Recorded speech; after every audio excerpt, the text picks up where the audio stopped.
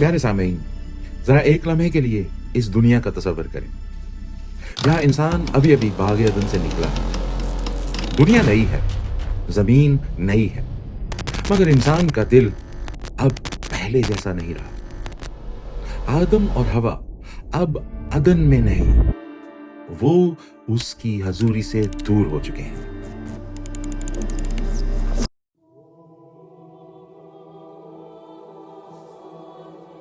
प्यारे सामीन, जरा एक लम्हे के लिए इस दुनिया का तसव्वुर करें जहां इंसान अभी अभी बाग़ अदन से निकला है। दुनिया नई है, जमीन नई है, मगर इंसान का दिल अब पहले जैसा नहीं रहा। आदम और हवा अब अदन में नहीं, वो उसकी हजूरी से दूर हो चुके हैं। जिसमें कभी सुकून, पाकीज़गी और मुकम्मल रफ़ाकत थी, अब इंसान को मेहनत करनी पड़ती है, पसीना बहाना पड़ता है, दर्द सहना पड़ता है।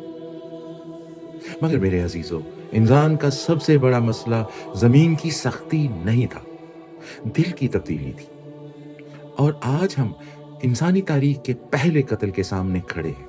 ये सिर्फ दो भाइयों की कहानी नहीं, ये इंसान के अंदर पैदा होने वाले अंधेरे की कहानी है। पैदाइश की किताब हमें बताती है कि आदम और हवा के दो बेटे हुए, काइन और हाबिल।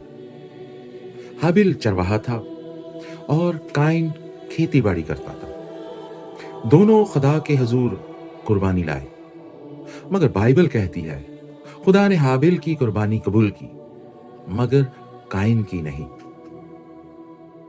यहां एक सवाल फौरन पैदा होता है, आखिर क्यों? क्या खुदा जानबदार था? क्या उसने एक भाई को पसंद किया और दूसरे को रद्द कर दिया? मेरे अजीजों, ऑर्थोडॉक्स अबाए कलीसिया ये सिखाते हैं मसला कुर्बानी से ज्यादा दिल का था। हाबिल ने ईमान और फरोतनी से कुर्बानी पेश की, मगर काइन के दिल में सच्चाई नहीं थी। मुकद्दस जॉन क्रिसोस्टम फरमाते हैं, खुदा तोहफा नहीं देखता, दिल देखता है। ये नहायत अहम बात है। खुदा सिर्फ हमारे ऐमाल नहीं, हमारी नीयत भी देखता है। जब काइन ने देखा कि उसकी कुर्बानी कबूल नहीं हुई, तो उसके अंदर एक खतरनाक चीज पैदा हुई, हसद। और यही वो लम्हा था जहां अंदरूनी जंग शुरू हुई। हसद एक अजीब गुनाह है। ये सिर्फ दूसरों की खुशी से तकलीफ नहीं पाता, बल्कि इंसान के अंदर सुकून को खा जाता है। आज भी कितने लोग दूसरों की कामयाबी देखकर जलते हैं। सोशल मीडिया पर लोग दूसरों की जिंदगी देखते हैं और फिर खामोशी से अपनी जिंदगी से नफरत करने लगते हैं। कोई दोस्त की कामयाबी से जलता है, कोई भाई की तरक्की से, कोई दूसरे की इज्जत से। और आहिस्ता आहिस्ता हसद मोहब्बत को मार देता है। मुकद्दस बासर अजीम फरमाते हैं, हसद रूह का वो जहर है जो पहले खुद इंसान को तबाह करता है। यहां एक हैरत अंगेज बात होती है, खुदा फौरन काइन को सजा नहीं देता, बल्कि पहले उसे खबरदार करता है।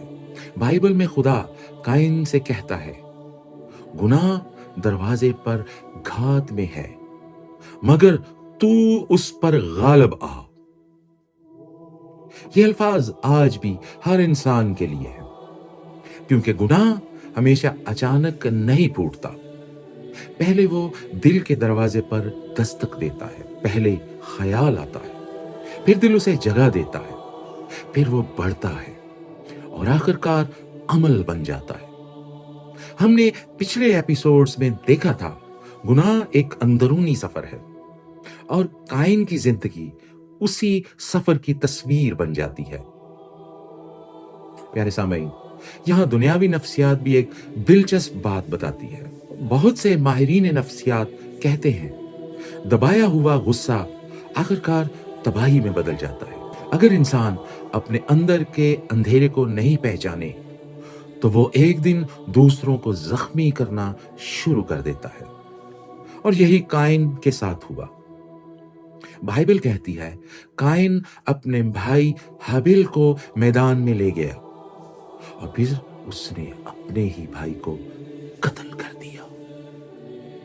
میرے عزیزو، ذرا تصور کریں، انسانی تاریخ کا پہلا خون ایک بھائی کے ہاتھوں بہا۔ یہ صرف قتل نہیں تھا، یہ انسان کے اندر محبت کے ٹوٹنے کا اعلان تھا۔ جب انسان خدا سے دور ہوتا ہے تو آہستہ آہستہ انسان سے بھی دور ہو جاتا ہے۔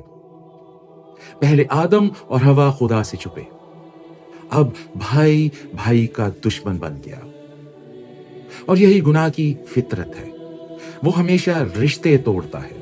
مقدس آئرینیس فرماتے ہیں، خدا سے دوری آخر کار انسان کو انسان سے بھی دور کر دیتی ہے۔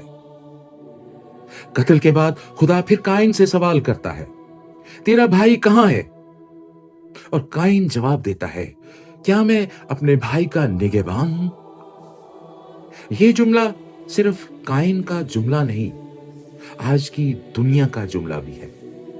آج انسان کہتا ہے، مجھے دوسروں سے کیا مطلب، بس میری زندگی ٹھیک ہونی چاہیے۔ مگر بائبل سکھاتی ہے، انسان اکیلا نہیں بنایا گیا، ہم ایک دوسرے کے ذمہ دار ہیں۔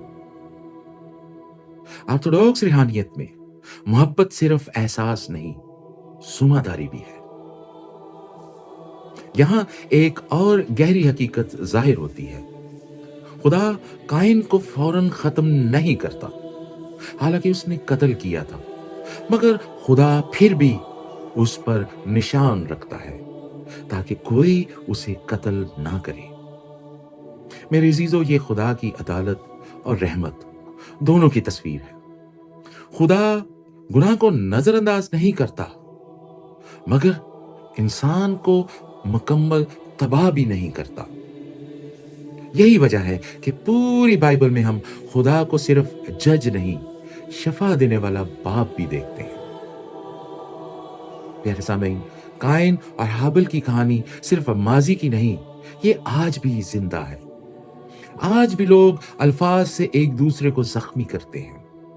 آج بھی نفرت، تعصب، لالچ اور حسد انسانیت کا خون بہا رہے ہیں۔ دنیا ترقی کر گئی، مگر انسان کا دل اب بھی جنگ لڑ رہا ہے۔ اسی لیے یسوع مسیح نے فرمایا، جو اپنے بھائی سے نفرت کرتا ہے وہ قاتل ہے۔ یعنی قتل صرف ہاتھ سے نہیں، دل بھی قتل کر سکتا ہے۔ مقدس افراہیم فرماتے ہیں، نفرت دل میں خاموش قتل شروع کر دیتی ہے۔ اور اگر غور کریں تو قائن اور حابل دو راستوں کی تصویر ہے۔ ایک راستہ ایمان، فروتنی اور خدا پر بھروسہ، اور دوسرا راستہ غرور، حسد اور خود پرستی۔ اور یہی انتخاب آج بھی ہر انسان کے سامنے ہے۔ یہ کہانی ہمیں ایک اور اہم سبق دیتی ہے۔ انسان کے اندر اندھیرا موجود ہے، مگر خدا اب بھی انسان کو بلاتا ہے۔ یہی انجیل کی خوبصورتی ہے۔ خدا قائن سے بھی بات کرتا ہے، حالانکہ وہ قاتل بن چکا تھا، کیونکہ خدا آخری لمحے تک انسان کو واپس بلاتا ہے۔ شاید آج کوئی شخص اپنے دل میں غصہ لیے بیٹھا ہو، شاید کوئی حسد میں جل رہا ہو، شاید کوئی اندر سے نفرت میں ڈوب چکا ہو، مگر آج خدا پھر پوچھ رہا ہے، تیرا بھائی کہاں ہے؟ یعنی تیرے دل میں محبت کہاں ہے؟ میرے عزیزو، انسانی تاریخ کا پہلا خون ہمیں یہ دکھاتا ہے، گناہ کبھی اکیلا نہیں رہتا، وہ بڑھتا ہے، پھیلتا ہے اور دوسروں کو بھی زخمی کرتا ہے۔ مگر خوشخبری یہ ہے، خدا کی رحمت انسان کے اندھیرے سے بڑی ہے، اور یہی وجہ ہے کہ بعد میں ایک اور خون بہا، مگر وہ خون انتقام کے لیے نہیں، نجات کے لیے تھا۔ حابیل کا خون زمین سے فریاد کر رہا تھا، مگر مسیح کا خون رحمت کی منادی کر رہا تھا۔ اور ایک اہم سوال باقی رہ جاتا ہے، اگر گناہ اور فساد پوری زمین پر بڑھتا گیا تو خدا نے انسانیت کو کیسے محفوظ رکھا؟ کیا نوح کی کشتی صرف ایک تاریخی واقعہ تھی، یا اس میں کوئی گہرا روحانی راز پوشیدہ ہے؟ अगले एपिसोड में हम इसी राज को समझेंगे, नूह, कश्ती और बपतिस्मा की तस्वीर। प्यारे सामीन, अगर ये पैगाम आपके दिल को छू गया है तो इसे दूसरों तक जरूर पहुंचाएं, क्योंकि खुदा का कलाम जिंदा है और सच्चाई बांटने से बढ़ती है। खुदावंद आप सबको नफरत से महफूज रखे, मोहब्बत में कायम रखे और अपने नूर से भर दे। आमीन।